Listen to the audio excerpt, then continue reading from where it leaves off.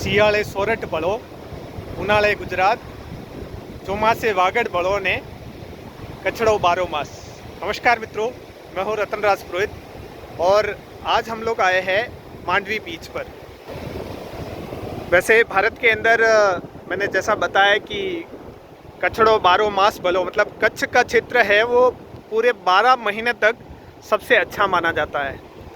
आज हम मांडवी बीच पर आए। आप यहाँ पर देख सकते हैं सामने की तरफ विंड मिल लगी हुई है जो अभी वर्तमान स्थिति में ख़राब पड़ी है, तो यहाँ पर पवन चक्की काम में नहीं आ रही है।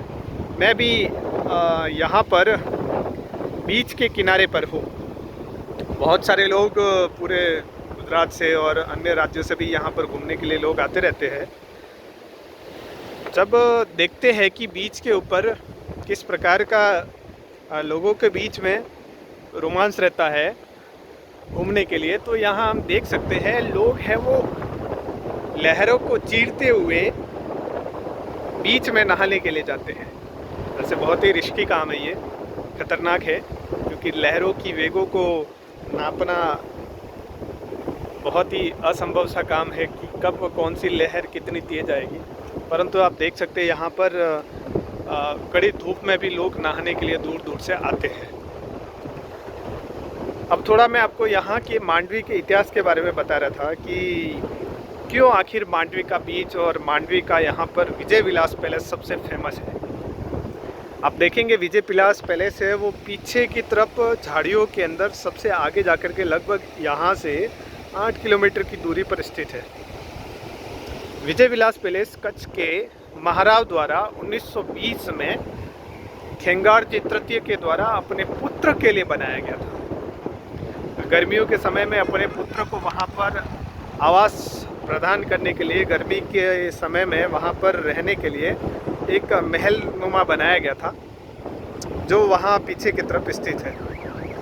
1920 में उसका कार्य प्रारंभ हुआ था और 1929 आते आते उसका कार्य समाप्त हुआ था। उसकी कार्यशैली, उसके पत्थर लगभग ओरछा और दतिया के महलों से मिलते जुलते हैं। राजस्थान की धरा से भी वहाँ की कुछ परंपराएं मिलती जुलती हैं, वहाँ की कारीगरी मिलती जुलती है। बाकी अन्य जो कलाकृतियाँ हैं वो स्थानीय कच्छ के कारीगरों द्वारा, सुथारों द्वारा तैयार की गई थी।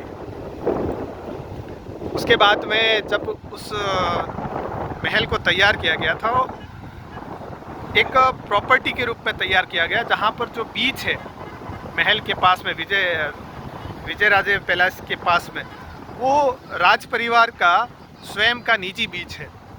वहाँ पर अभी इसको वर्तमान में होटल के रूप में कन्वर्ट कर दिया गया है। और 2001 में कच्छ में आए भूकंप के बाद में महल का कुछ हिस्सा, वहाँ पर होटल का कुछ हिस्सा टूट गया था। उसके बाद में फिर से रिपेयरिंग करके वहाँ पर स्थानीय रूप से वहाँ का राज परिवार अभी उसी महल के अंदर रहता है। 2001 के बाद में कच्छ के अंदर जब भूकंप आया तो बहुत सारी उथल पुथल के साथ पर यहाँ पर विघटन प्रारंभ हुए थे, अर्थात यहाँ की धरती के ऊपर बहुत सारे लोगों को मृत्यु का वरण भी करना पड़ा था। कच्छ की धरती हिल चुकी थी। उसके बाद में यहाँ पर जो डेवलपमेंट हुए वो अद्भुत है।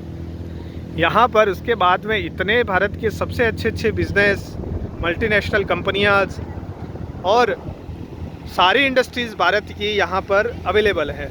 इसलिए पिछले 24 वर्षों के अंदर यहाँ पर जितना तीव्र गति से यहाँ पर विकास हुआ है वो अद्भुत है। भारत के अन्य किसी ऐसे राज्य के अंदर, या ऐसा माने कि गुजरात के भी ऐसे कोई अन्य क्षेत्र के अंदर इतना डेवलपमेंट, इतना विकास तीव्र गति से नहीं हुआ है जितना यहाँ पर कच्छ क्षेत्र में हुआ है। तो कच्छ को वास्तव में देखने लायक है, कच्छ की धरती देखने लायक है। किस प्रकार से कच्छ का स्थान यहाँ पर डेवलपमेंट का एक जीता जागता उदाहरण है। देख सकते हैं यहाँ पर लोग लहरों की वेगों को चीरते हुए नहा रहे हैं। शेष भविष्य के गर्भ में, तब तक के लिए नमस्कार।